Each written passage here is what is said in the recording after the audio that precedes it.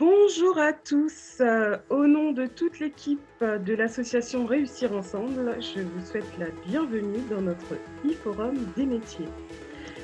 Je suis Eugénie Cagnac de l'association Réussir Ensemble. Notre association est née de l'envie et de la nécessité d'œuvrer pour que l'égalité des chances soit une réalité pour tous. C'est pourquoi nous mettons en place des actions afin de valoriser les réussites plurielles, développer des ambitions et susciter des vocations. Au travers notamment de nos vidéos rôle modèles, notre programme de mentorat à venir très bientôt et le e-forum des métiers qui nous réunit aujourd'hui. Les personnes qui ont réussi ont la responsabilité de partager leur succès avec ceux qui ont besoin de représentation qui leur ressemblent pour s'identifier et se projeter. C'est ce en quoi nous croyons au sein de l'équipe Réussir Ensemble et ce à quoi nous œuvrons. Alors, si vous souhaitez rejoindre l'aventure et partager votre expérience, contactez-nous. Alors, le e-forum des métiers, qu'est-ce que c'est ? C'est un rendez-vous mensuel avec des professionnels qui présentent leur métier.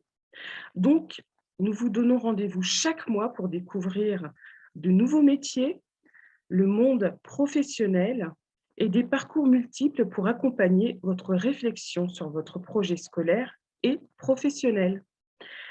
Le e-forum des métiers, c'est un lien unique sur Zoom sans inscription. Vous pouvez y assister en direct avec vos familles, vos camarades, vos enseignants ou seuls. Donc en direct, mais également en replay. Donc n'hésitez pas à poser des questions via l'espace de discussion et on tentera d'y répondre en fin de notre échange. Donc aujourd'hui, j'ai le plaisir d'accueillir Junior Bivega. Bonjour Junior. Bonjour Eugénie. Merci beaucoup pour ta présence ce matin. Merci de m'avoir invité. Bah, c'est un plaisir d'avance. Hein. Et merci en fait de nous faire partager ton métier, mais aussi ton parcours. Avec plaisir. Alors, dis-nous Junior, qui es-tu ? Alors, je m'appelle Junior Bivega, j'ai 33 ans, je suis de nationalité française et j'habite à Londres avec ma famille, mon épouse et mes 2 enfants. Je suis venu ici en 2014. Voilà. D'accord.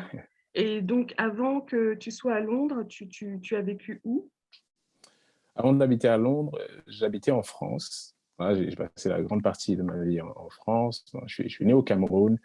Je suis arrivé en France à l'âge de 8 ans et de 8 ans jusqu'à 25, 26 ans, j'étais en France. Voilà. Et après ça, je suis venu ici en Angleterre. D'accord. Donc, on a 1 heure de décalage là, c'est ça ? Il y a 1 heure de moins chez toi. Bah, Certainement. merci Alors, d'être aussi matinal un samedi matin. non, mais je vous en prie, le plaisir est le mien. Bon, bah, super. Alors, Junior, explique-nous un petit peu quel est ton métier. Alors, comme tu l'as bien mentionné sur la fiche, je suis conseiller fiscal en droit fiscal indirect. Voilà, donc ça semble un peu compliqué, mais j'aurai peut-être l'occasion Oui, on va y d'élaborer revenir. un peu plus tard. Voilà. Donc, tu es conseiller fiscal en droit indirect. Donc, cette précision, elle est importante. Elle est importante parce qu'il y a une distinction entre le droit fiscal direct et la fiscalité indirecte. Je pense qu'on aura D'accord. le temps Oui, d'expliquer un petit peu plus en détail. d'accord, on va y revenir. Et donc, le conseiller fiscal, c'est quel secteur d'activité ? C'est plutôt finance, banque, enfin voilà. Bon, après, grosso modo, les gens penseront à la finance, mais on est assez... On fait pas forcément de la finance au quotidien. Donc, le côté banque, bon, il y a un côté fiscal qui est lié à la banque, mais je pense qu'on est assez indépendant. Voilà. Tout ce que nous, on fait, c'est aider les entreprises, y compris les banques, à payer les impôts qu'elles doivent payer et à payer le moins d'impôts possible selon les règles légales Et je crois que nos clients sont assez satisfaits de ce qu'on leur par rapport à notre prestation de service, parce que je sais qu'il y a beaucoup d'entreprises qui ne sont pas forcément au courant des différentes modalités disponibles pour réduire leur impôt. Donc, nous, notre travail, c'est vraiment de les aider dans cette voie-là. Voilà. Alors, en gros, c'est un peu ça. D'accord, ok, on va y revenir. Mais avant de rentrer dans le vif du sujet sur ton activité professionnelle, est-ce que tu peux nous expliquer quel a été ton parcours scolaire? Bien sûr. Alors, je suis arrivé à l'âge de 8 ans en France, à Limoges. Alors, j'ai fait mon école primaire à Limoges, par la suite le collège et le lycée. Et alors, à la fin du lycée, j'ai été assez bon en langue et en français, histoire. J'avais un petit blocage en maths. Alors, je me suis dit que j'allais faire un bac littéraire. Comme ça, les maths, c'est jusqu'en première et après, on s'arrête là. Donc voilà, les maths, D'accord. c'était jusqu'en première et c'était réglé. Donc en terminale, j'avais de très bonnes notes en anglais, ainsi de suite. Donc je me suis demandé ce que j'allais faire. Je voulais faire de l'interprétation, la traduction, mais par la suite, j'ai choisi une licence en droit à l'université de, de, de Limoges. Alors, j'ai parcouru, enfin, j'ai fait mon cursus en droit. En première année, deuxième année, on étudiait un peu de tout, à vrai dire. Droit privé, à savoir droit civil, droit des contrats, droit public, à savoir droit fiscal aussi, droit administratif, droit des collectivités territoriales. Et suite à cela, je me suis dit que, bon, à la fin de ma licence, je ne savais pas trop quel master je voulais faire. Euh, j'ai choisi un master 1 en droit privé et sciences criminelles. Ah, Bon, c'était assez intéressant. c'est exotique ça comme choix. C'est assez atypique, oui. Et alors, l'un des modules dans ce master 1-là, c'était droit des affaires, justement, droit fiscal. Je me suis dit, j'aime bien ça. Et l'année suivante, j'ai fait un master 1 en droit des affaires à Toulouse. Et par la suite, j'ai fait un master 2 en droit international des affaires au Havre. Donc, je ne sais pas si beaucoup d'entre vous connaissent la ville du Havre, mais je On sais que c'est va, pas mal. on va dire que du Voilà. bien du Havre. On va dire que du bien. Parfait. Bon, alors, du coup, tu as refait un Master 1. Tu ne pouvais pas intégrer directement via un Master 2? Alors, les bases dont j'avais besoin pour vraiment comprendre la fiscalité, je ne pouvais les avoir que si je faisais un Master 1 D'accord, focalisé en droit des affaires. Donc, d'accord, droit des affaires, droit des sociétés, c'était un peu plus approfondi, on va dire. Donc, et d'accord, c'est une très belle plateforme pour, par la suite, faire un Master 2 dans ce domaine-là, si ça nous intéresse. d'accord. Donc, si j'ai bien compris, à la fin de tes études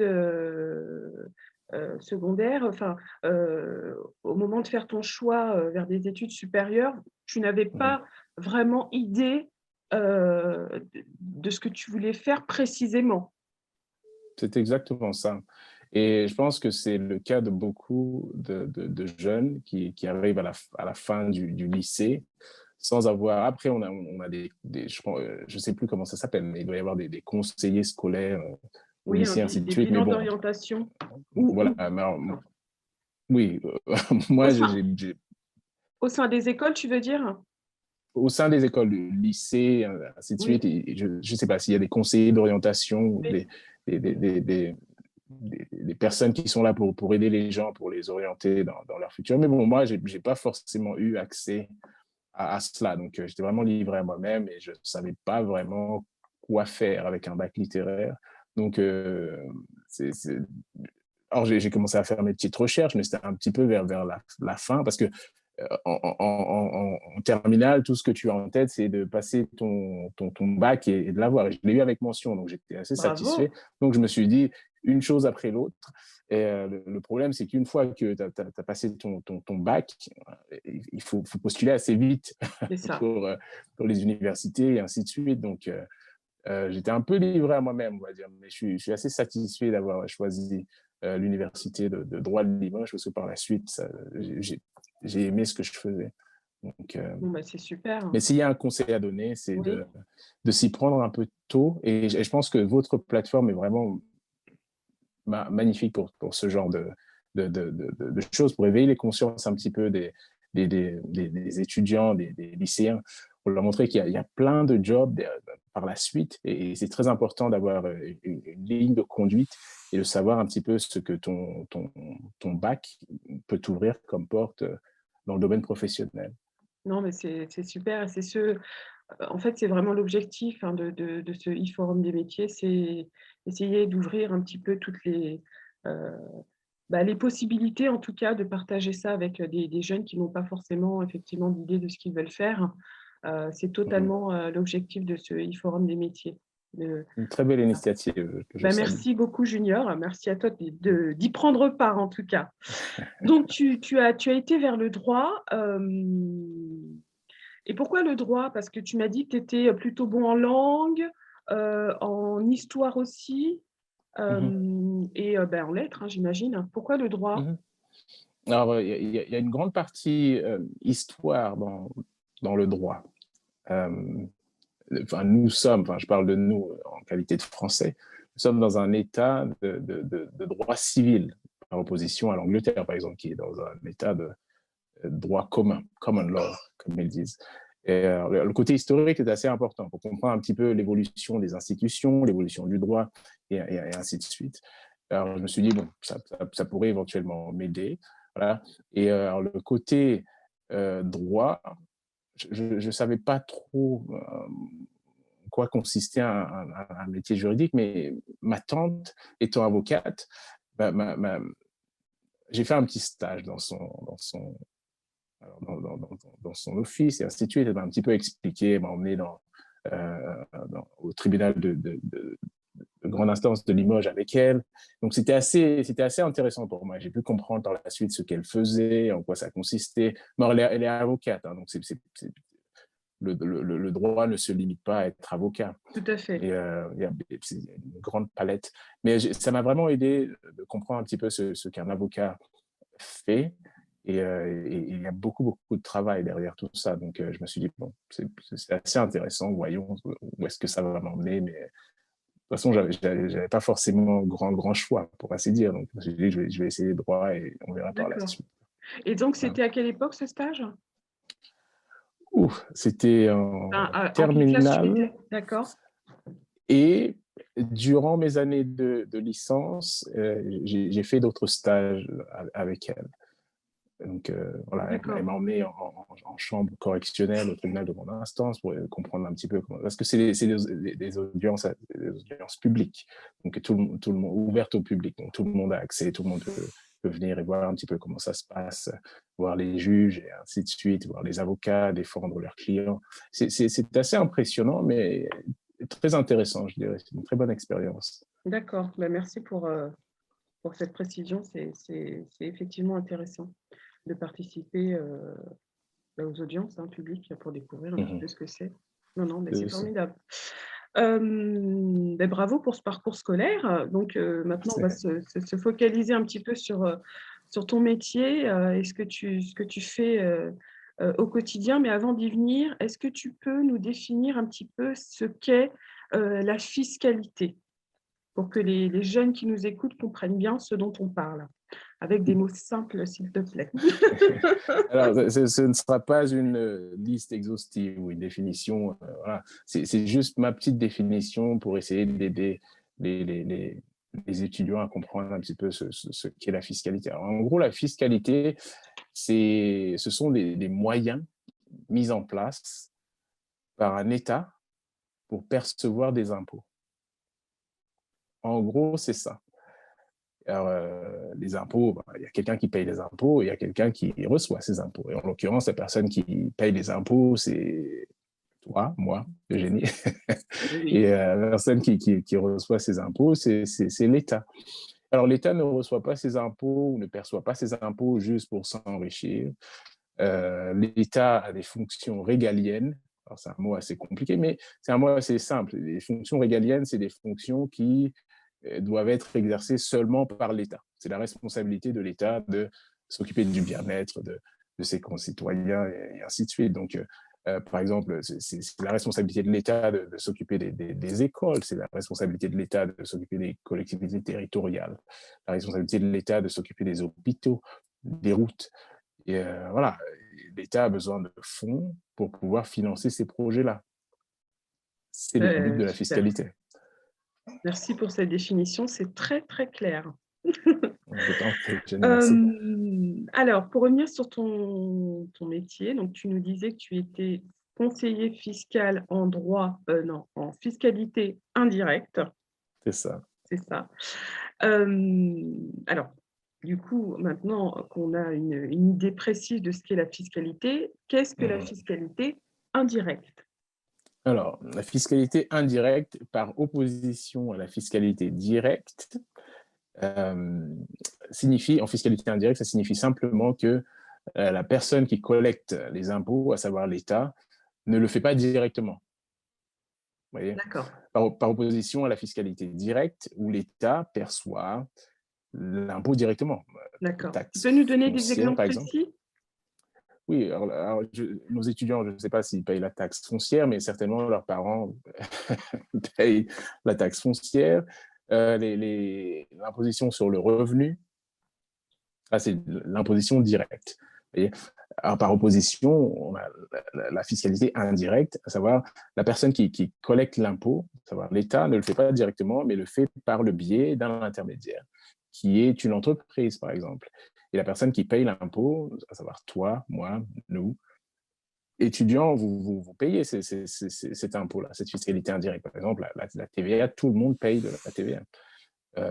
Si tu achètes des vêtements, si tu achètes de la nourriture, si tu achètes des Jordan. Par exemple. J'achète un iPhone, un iPad, et il y a de la TVA. Alors, tu payes, par exemple, disons que la TVA est à 20%. Alors, Apple va te facturer 120 euros. J'allais dire livres, mais on est en France. Donc, 120 euros. Les 20 euros n'appartiennent pas à Apple. Les 100 euros appartiennent à Apple. Et les 20, ils seront reversés à l'État français par Apple dans leur déclaration de TVA qu'ils font de manière trimestrielle. D'accord. Voilà. Qui collectent l'impôt pour l'État. Donc, c'est de l'argent qui ne Exactement leur ça. appartient pas. C'est Petite ça. précision, on parle d'Apple, il faut au moins multiplier par 9 ou par 10. Facilement. On ne va pas leur faire de plus de pub. Mais merci pour ces exemples très précis. C'est très, très clair. Alors, donc au quotidien, est-ce que tu peux nous expliquer un petit peu ce que tu fais? Alors, au quotidien, mon métier se subdivise en deux parties, en gros. Alors, il y a la partie conseil et il y a la partie conformité. Alors, la partie conformité, c'est conformité à la réglementation, à la législation fiscale. En fait, la partie conformité découle un petit peu de la partie conseil. Alors, je vais juste commencer avec la partie conseil. Par exemple, un client qui a un projet en tête, contacte et nous dit, OK, j'aimerais faire ci, ça et autre chose. J'aimerais, par exemple, construire un appartement, ou j'aimerais construire des maisons que je mettrais en location pour des étudiants et ainsi de suite. Mais je ne sais pas du tout comment m'y prendre, je ne connais pas du tout l'aspect fiscal, je ne connais pas du tout l'aspect réglementaire et ainsi de suite. Est-ce que vous pouvez m'aider? Là, en l'occurrence, on est là pour les aider. Donc, on met en place une réunion, on essaie de mieux comprendre quelles sont les motivations, pourquoi vous essayez de faire ça, quel est le but derrière tout ça, combien est-ce que vous pensez que ce projet va vous apporter en matière financière, et ainsi de suite, quels sont les coûts. Et alors, une fois qu'on a vraiment compris tout cela, on est en mesure de leur apporter une solution adaptée à leur situation précise. Parce que la fiscalité, c'est un instrument pour aider les entreprises, aider les individus. Et il faut que ce soit vraiment quelque chose de... en anglais, ils disent tailored, c'est-à-dire sur mesure, en fait. D'accord. Et c'est vraiment du sur-mesure par rapport à la situation du cas d'espèce. Et voilà, pour apporter une solution adaptée à la personne, pas juste une réponse basique, mais quelque chose qui pourrait les aider. et quelque chose qu'ils pourront mettre en place par la suite assez rapidement et assez facilement. Ça, c'est la partie conseil.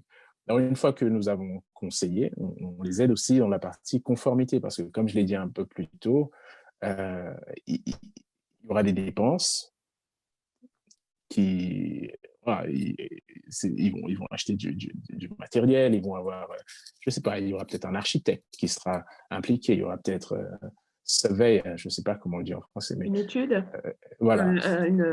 une étude de marché. Merci. Donc, c'est exactement ça. Ouais, il y aura toutes sortes de dépenses qui seront engagées et il y aura de la TVA qui aura été facturée à notre client.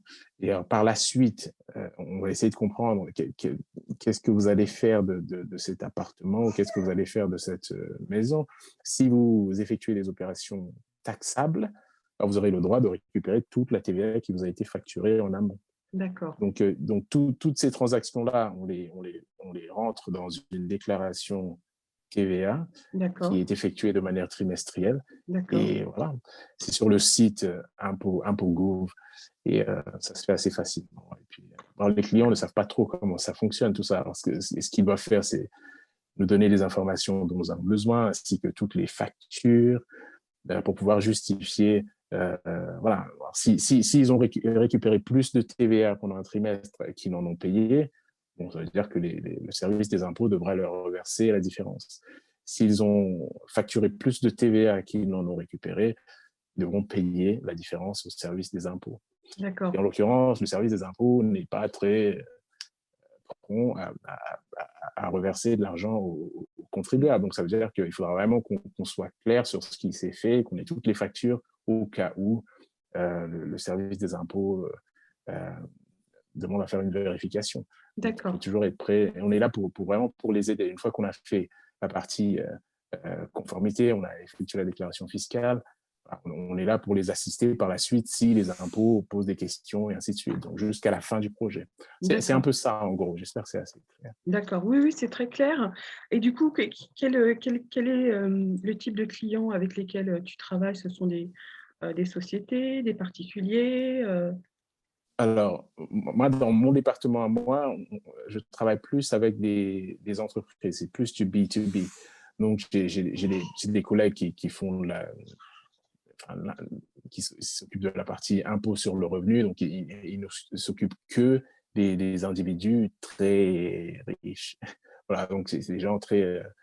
Voilà, donc eux, c'est plus du B2C qu'ils font, Des business particuliers, to consumer, voilà, particulier. Moi, c'est plus des entreprises, des les sociétés. entreprises, voilà. Alors, le secteur d'activité varie.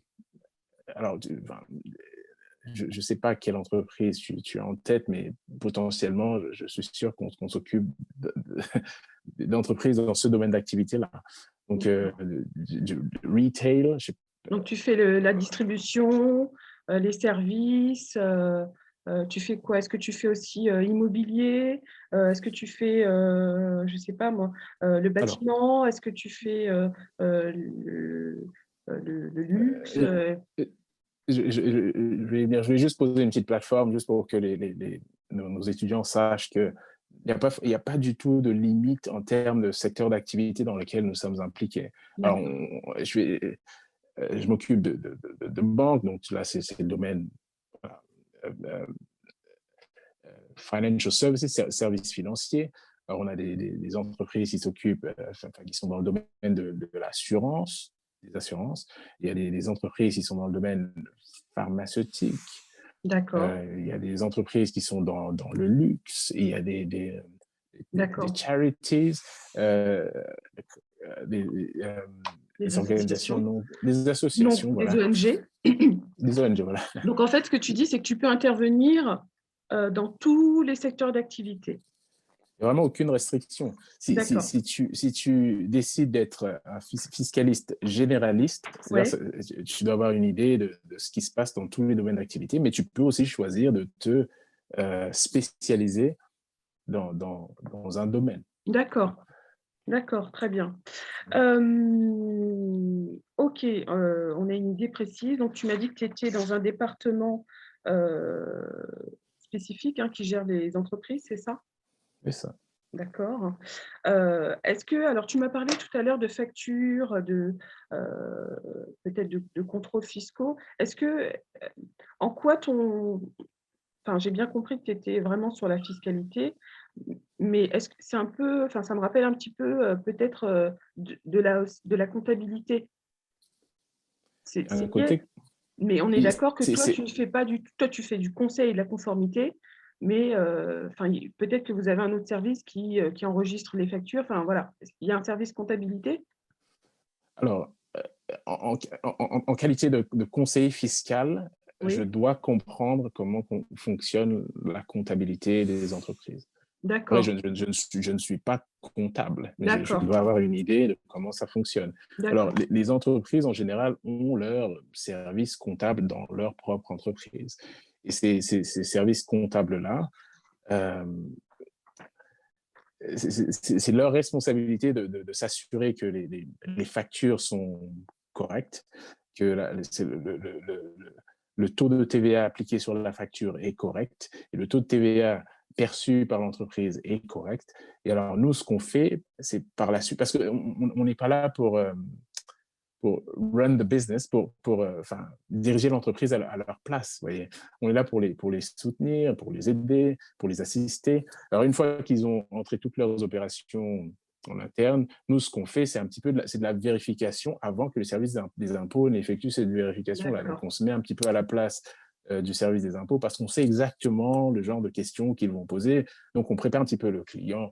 Écoutez, ça, je ne comprends pas pourquoi cette facture-là a été voilà, pourquoi la TVA sur cette facture-là a été récupérée alors que la facture n'est pas forcément conforme à la réglementation, et ainsi de suite. Donc, il faudra que vous puissiez nous expliquer. Donc, avant qu'on puisse la mettre dans la déclaration de TVA, il faudrait peut-être que vous dirigiez vers votre euh, supplier, votre fournisseur? euh, fournisseur pour lui expliquer que le taux de TVA qui a été appliqué sur la facture n'est pas correct, D'accord, je ou alors comprends. le nom qui a été inséré sur la facture n'est pas correct, parce que voilà, on sait exactement le genre de questions à poser pour limiter les questions par la suite du service des D'accord, impôts, surtout quand le service des impôts devra rembourser de l'argent à notre client. Donc là, c'est assez d'accord.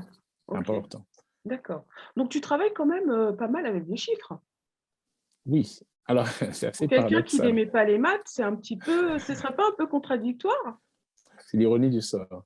Donc, le petit conseil que je donnerais à nos amis, à nos étudiants, c'est de ne pas se fermer, d'être très ouvert.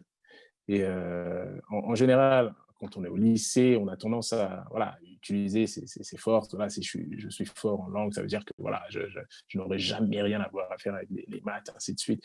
Et je pense qu'il faut pas se faire de blocage dans son esprit.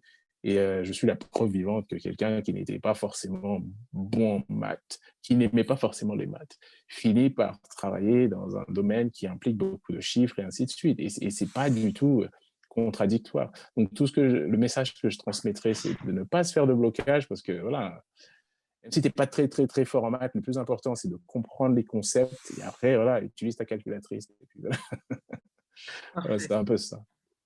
Super. Donc du coup, avec qui tu interagis, pour travailler au quotidien? Tes clients, tu les vois, tu les rencontres, heu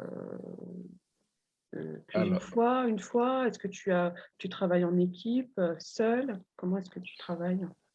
alors et là, ce sera avant le Covid et après le Covid. Oui, oui, Donc, avant le Covid, les clients, c'était bien, c'est plus du face-to-face, face à face. Donc, on se rencontre, on discute. S'ils ont des projets, voilà, ils nous expliquent un petit peu ça va se faire, ce qu'ils veulent faire ou mettre en place. Donc, il y a beaucoup d'interactions face à face, beaucoup de voyages, pas forcément hors Union, euh, hors Royaume-Uni, mais beaucoup en interne parce que les clients sont assez dispatchés un peu partout.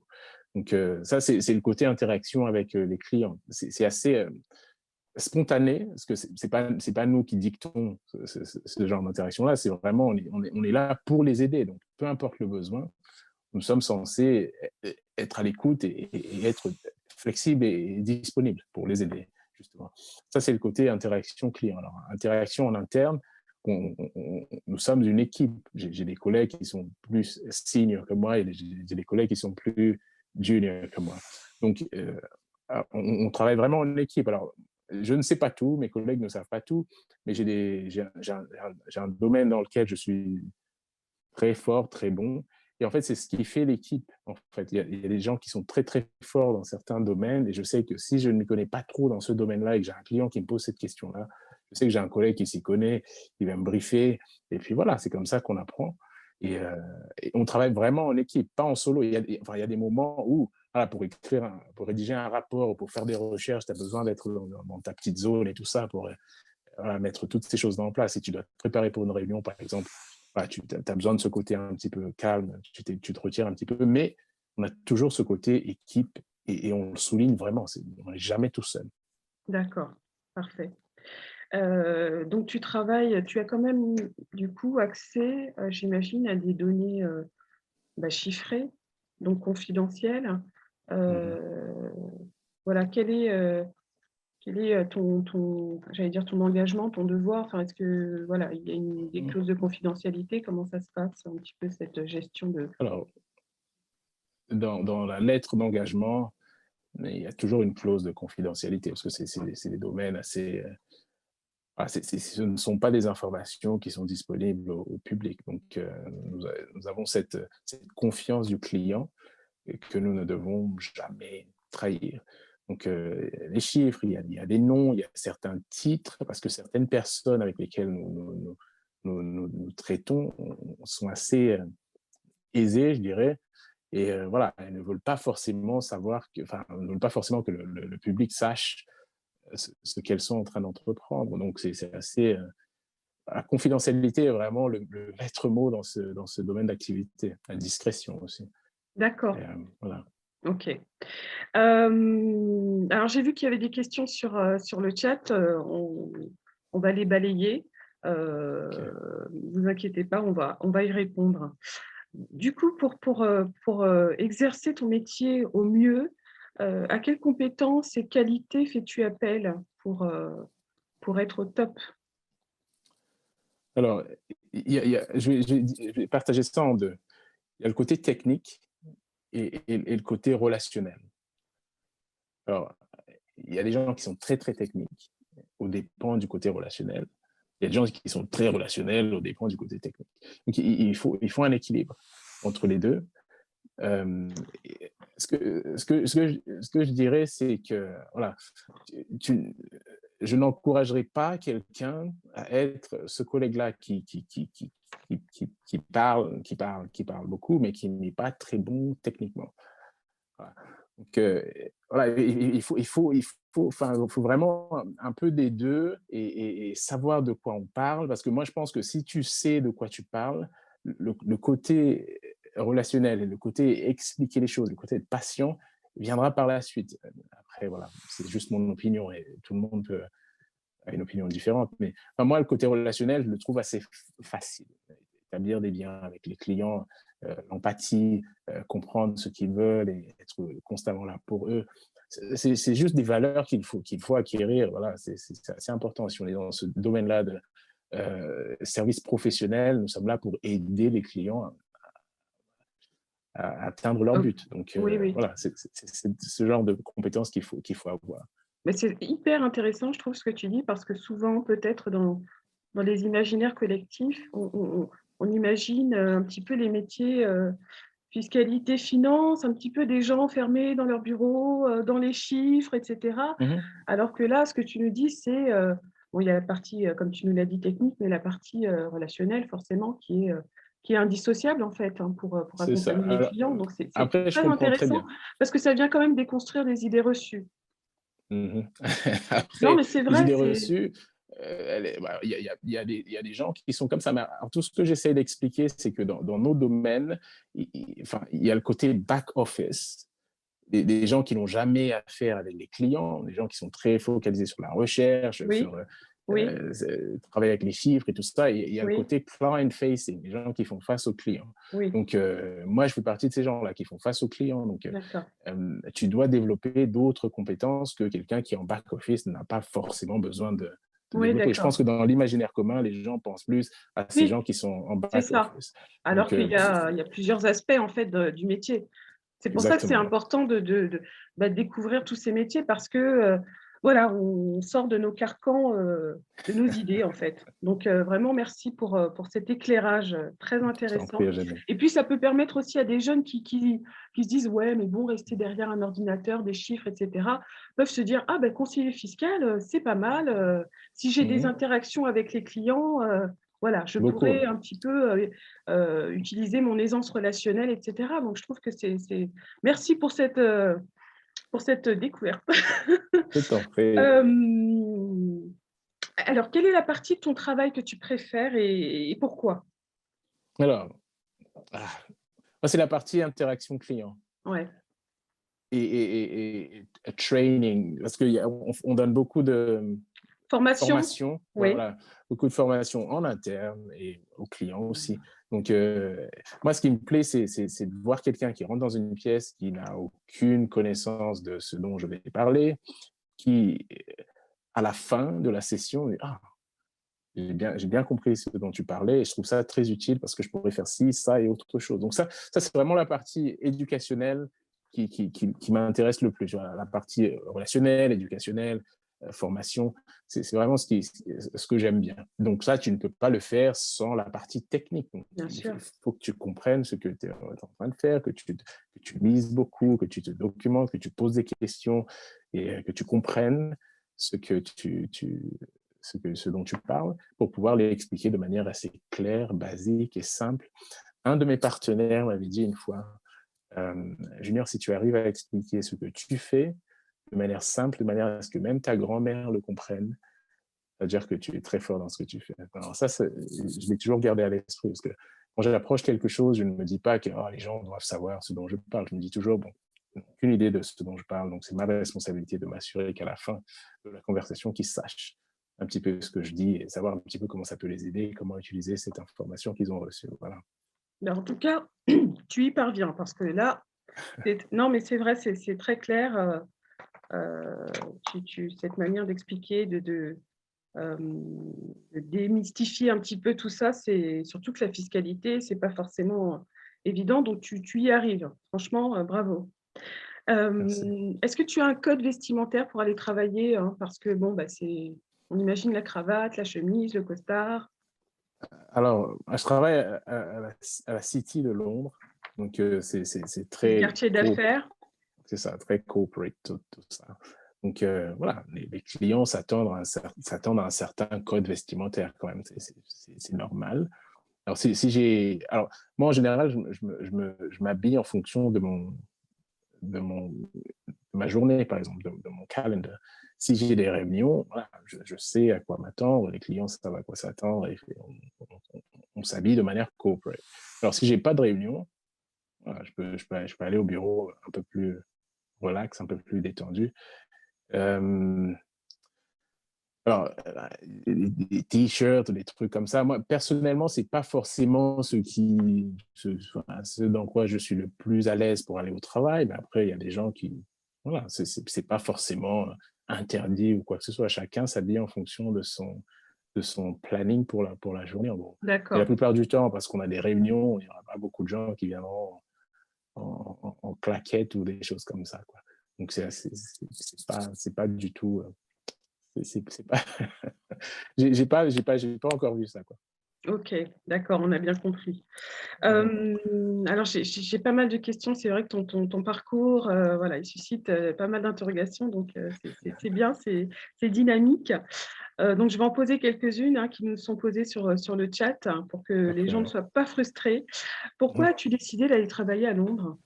Alors, pour des raisons personnelles, en D'accord. 2014, je finis mon master 2 en droit international des affaires.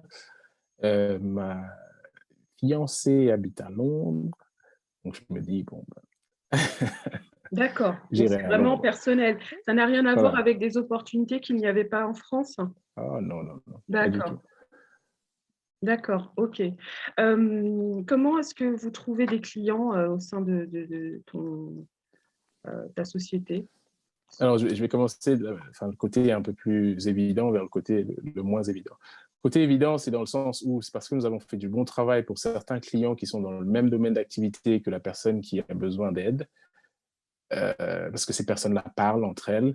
Donc, ils se disent, OK, tu sais, l'entreprise de Junior, voilà, ils ont fait un très bon travail la dernière fois, donc tu peux les utiliser si tu as besoin de quelque chose de similaire. Donc, c'est du bouche à oreille, Tout du à fait, ce que j'allais réseautage. dire. Et tout ça. Donc là, Réseautage professionnel. ça marche comme ça.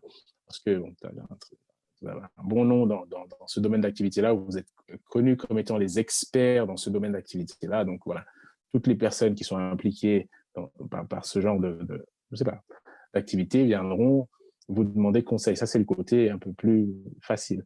Il y a le côté un peu plus difficile, dans le sens où il faut faire du business development. À savoir, on a une liste d'entreprises qui travaillent dans un certain domaine d'activité. Voilà, on se dit par exemple que ce domaine d'activité, si par exemple la technologie, par exemple, on sait qu'on a des clients dans ce domaine-là, mais on veut plus de clients dans ce domaine-là.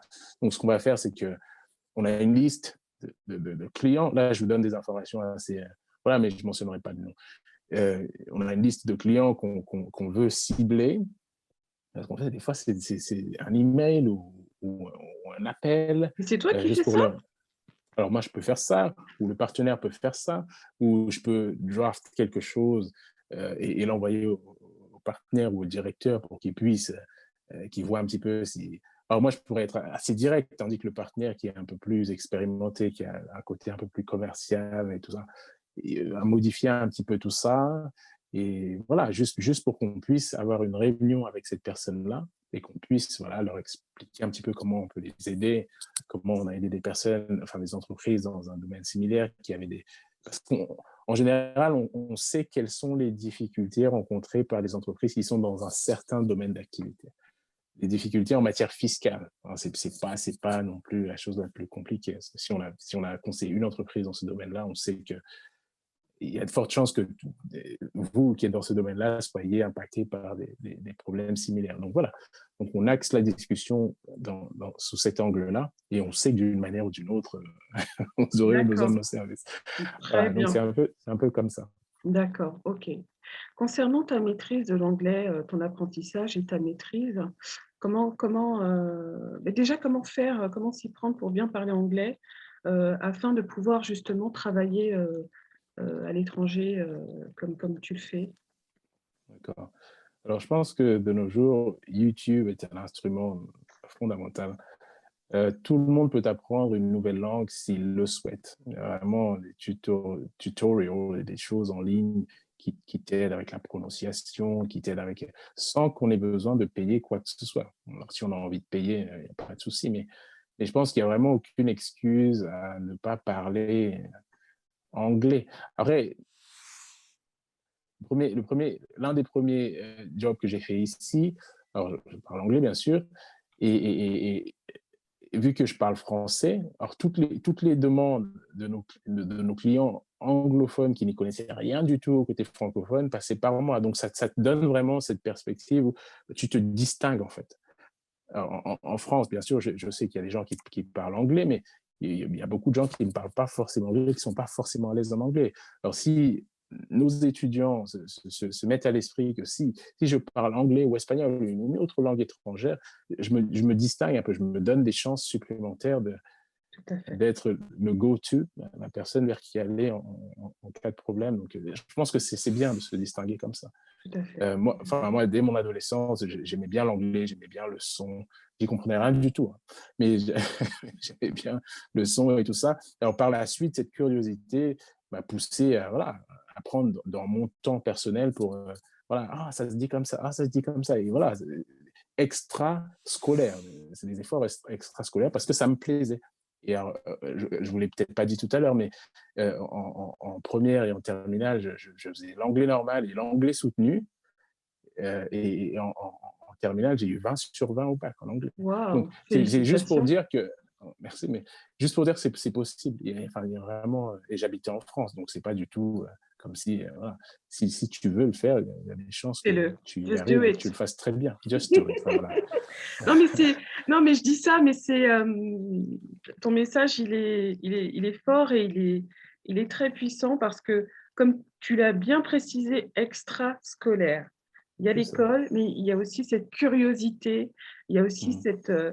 cet appétit voilà, de faire plus que Mhm. le minimum, quoi. C'est d'aller C'est voir ça. pour pouvoir se démarquer, en fait, hein, et faire la Je suis différence. d'accord. Donc, vraiment, Mhm. merci pour ces beaux messages et précieux conseils.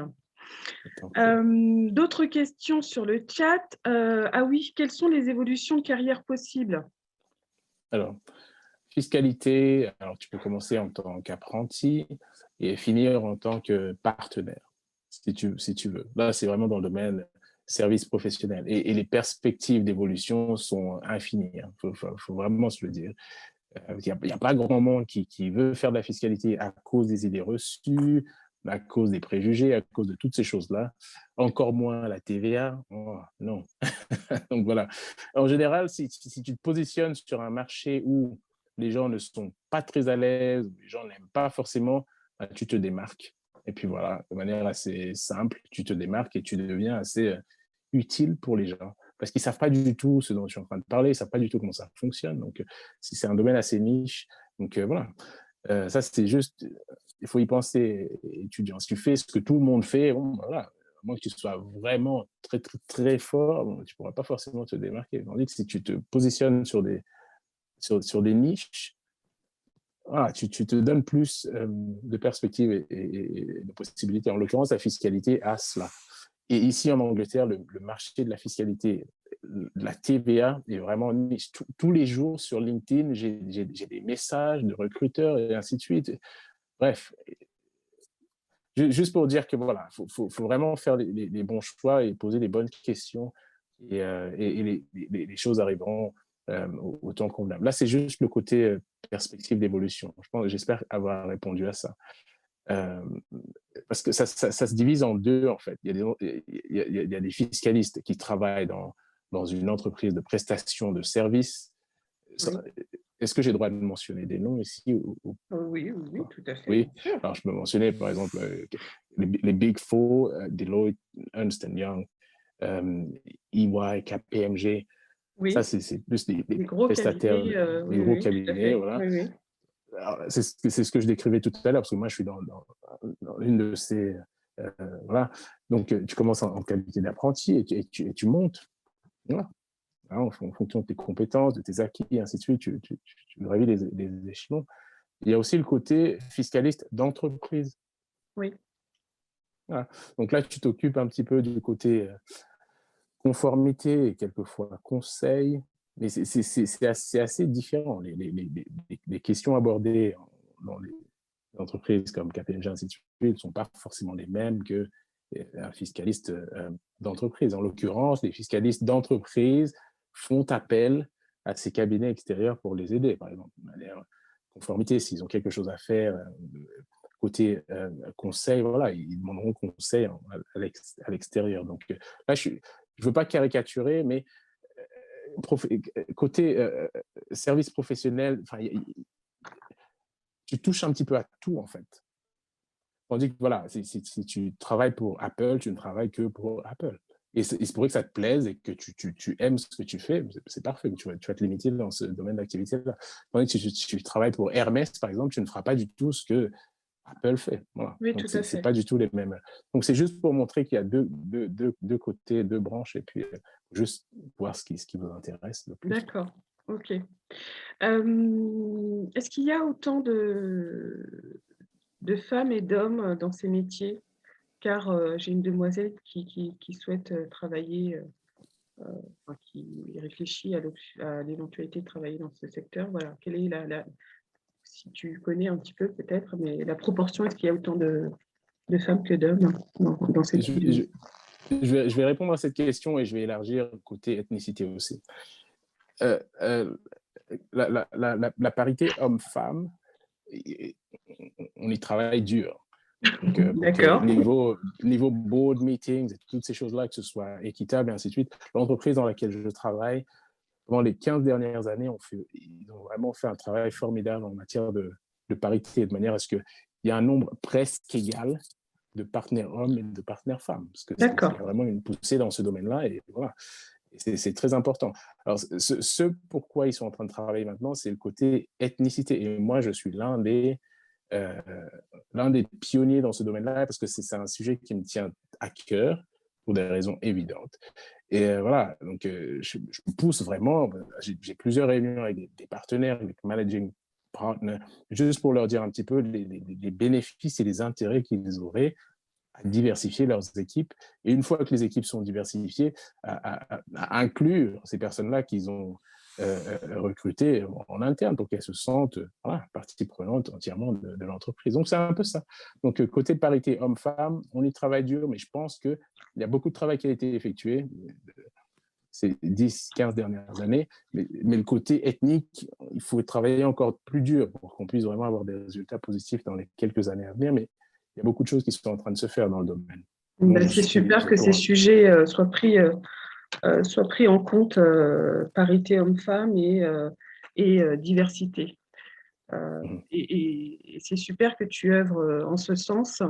Quand tu dis que tu œuvres là-dessus, c'est des sujets que tu prends de façon autonome, ou alors tu es dans une instance particulière qui aborde ces sujets-là? Alors, à la fois, je suis dans une instance particulière qui aborde ces sujets-là, et en interne, on pousse pour que ces sujets-là commencent à prendre une partie intéressante dans l'agenda Des dirigeants. des partenaires et des dirigeants. Donc, c'est assez important. Donc, c'est des choses qui sont qui sont au-delà de mon travail au quotidien, mais c'est des choses qui me tiennent à cœur. Donc, et je trouve que c'est très important d'être vocal à ce sujet-là parce que tu te démarques encore une fois. Donc, et tu raise your profile internally. Tu élèves ton profil, ton parcours. Voilà. Oui, oui, non, mais Donc, c'est formidable. c'est très important de faire des choses un peu différentes aussi, mais qui sont pour l'intérêt de l'entreprise. Parce que les seules Pas entreprises que de l'entreprise, hein, l'intérêt même collectif, collectif, citoyen, voilà. hein, bien sûr. Après, citoyen, collectif, et l'entreprise essaye de voir comment est-ce que ça va lui être bénéfique à elle aussi. Donc, on leur apporte tout ça et on dit, ça vous sera bénéfique. Côté réputation, déjà, si vous avez une bonne réputation, c'est certain que les clients viendront vers vous. Côté chiffres, parce que les seules entreprises l'entreprise de demain est obligée d'être diverse et inclusive. C'est juste aussi simple que ça, un reflet de la société. Donc voilà. Et ils le comprennent très bien, mais comme c'est des choses qui prennent du temps, c'est pour ça qu'on est là pour pousser. Voilà. C'est mon travail en tous les cas. C'est ce que je fais et j'aime bien faire ça. C'est formidable. J'ai pas mal de questions, j'espère qu'on va y arriver, qu'on va tenir le temps. Voilà, en tout cas, tu suscites pas mal de questions, donc c'est formidable et je remercie les participants qui sont là d'animer un petit peu avec leurs questions. Alors, est-ce que, avec ton département, est-ce que vous accompagnez les entreprises lors de contrôles fiscaux? Et si Oui. oui, est-ce que c'est plutôt en amont, pendant, après? Comment est-ce que vous Alors, intervenez? moi, j'ai touché un petit peu à ça un peu plus tôt, dans le sens où on fait la partie conseil, on fait la partie conformité, et une fois que la déclaration TVA est soumise, on s'attend un petit peu à ce que le service des impôts demande une vérification fiscale. Donc, ça veut dire qu'en amont, déjà, on les prépare. On leur dit, OK, on soumet ça, cette déclaration-là, mais on pense qu'il y a des chances que euh, le service des impôts fasse une vérification. Donc, dès que ça arrive, envoyez-nous le courrier. Et en général, vu que c'est nous qui soumettons la déclaration, le service des impôts va s'adresser à nous parce que nous sommes des agents, nous agissons pour le compte de notre client. Donc voilà, et on les accompagne dès le début, avant, pendant et après. Donc nous préparons un petit peu tout ça, nous l'envoyons vers le client pour qu'il soit satisfait de ce qui a été mis dans le courrier ou dans la feuille Excel, ainsi de suite. Et ensuite, une fois qu'on envoie ça, alors toutes les questions qui viennent du service des impôts, on les traite. Et puis voilà, jusqu'à la toute fin du projet, en fait. Voilà, accompagnement total de A à Z. Oui, c'est ça, vous êtes des vrais partenaires fiscaux, financiers, quoi. Alors, quel est le salaire moyen en début et fin de carrière, si tu connais des chiffres? Oui. Et si on peut te poser la question? Oui, oui, non, mais pas de souci. En début de carrière, les apprentis commencent à, je sais pas, ça peut 15-20 K, Alors 15-20 K, donc 15-20 15-20 000 K, euh, pounds. euh, Alors, oh là, ok. Ça fait voilà, combien mais, d'euros parce que voilà, voilà. Et je pense que les gens qui sont là, ils feront le la calcul. conversion, voilà. Ils feront la conversion. Alors, une fois que tu arrives à des niveaux comme partenaire, il y a pas tellement de limites, hein. Enfin, Quand tu dis il y a, partenaire, tu veux dire associé peut-être? alors, je sais pas comment ça se dit en français, mais quand tu es tout en haut, là, Ouais, hein, voilà, c'est c'est peut-être ça. associé. Je crois que c'est C'est- associé. voilà. Donc, parce que là, tu apportes Tu as des parts. voilà, tu as des Oui, parts et tu t'apportes tes clients et tu te fais une marge sur ce que les clients payent, et ainsi de suite. Donc, voilà, donc il n'y a vraiment pas forcément de limite, hein. La seule limite, d'accord. c'est ce que C'est fou le nombre ça. de clients que tu apportes et ainsi de suite. Non, mais c'est juste récompenser les efforts parce que c'est Non pas mais facile de gagner des marchés et ainsi de suite. Donc, je pense que si on travaille dur, c'est normal qu'on soit payé plus, à mon humble avis. Ah, c'est vraiment la mentalité anglaise et moi, ça me plaît pas mal. Donc, voilà, travailler plus. Un de vos présidents avait dit oui. travailler plus pour gagner plus. Non mais ce qui est formidable, c'est que tu es le troisième professionnel avec lequel j'échange et à chaque fois c'est formidable et inspirant. Et tous les trois, sans vous connaître et sans vous être consultés, à la question y a-t-il le salaire moyen en fin de carrière, vous êtes trois à m'avoir répondu, il n'y a pas de limite. Donc c'est Oui, oui. vraiment, c'est vraiment marquant quoi. Donc je tenais à le préciser quand même. Mhm. Euh, Parce que ça laisse supposer en fait, c'est chacun qui fait son cheminement Exactement. en fonction de ses choix, de sa curiosité, de son ouverture. Donc, c'est formidable. Et de sa faim aussi, hein. Oui, Si tu as faim, bon, c'est tu iras ça. plus loin que quelqu'un qui n'a pas faim. Ouais. Alors, qu'est-ce qui est le plus Il nous reste pas beaucoup de temps, mais vraiment, je tiens à terminer l'échange parce que c'est vraiment, vraiment passionnant et je te remercie. Qu'est-ce qui est le plus Merci. important pour toi dans ton épanouissement au travail?